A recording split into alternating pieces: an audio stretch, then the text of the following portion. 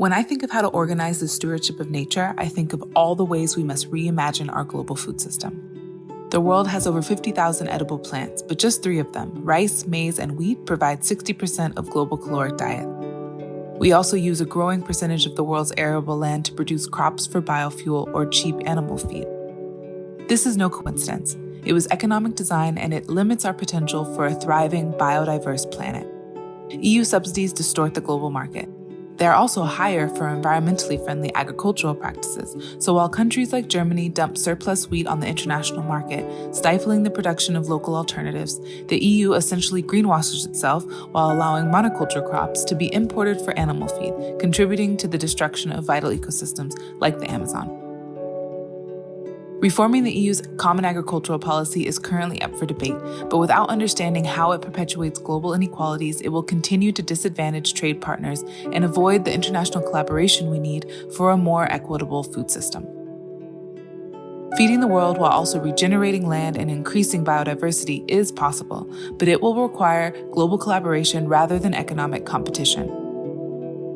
It involves agricultural practices now known as agroecology and permaculture design, techniques many indigenous civilizations have practiced since before colonialism attempted to strip them of such knowledge. We must remember that forest and other food-producing ecosystems tend to thrive more when communally managed, rather than under any other conservation method, and barring local indigenous communities from the land that they feed themselves from is never the answer. Agricultural land should be seen as a global common, while also supporting local food producers and regional sovereignty.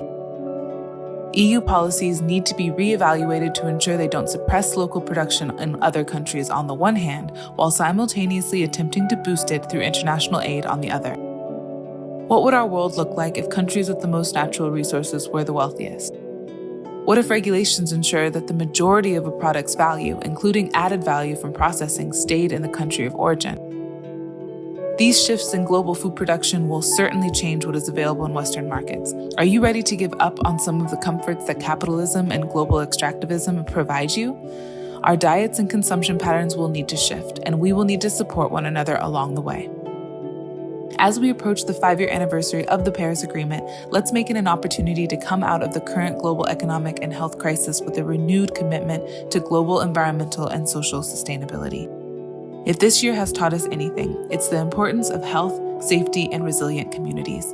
Strengthening our global food system is one major step to ensuring those things are possible.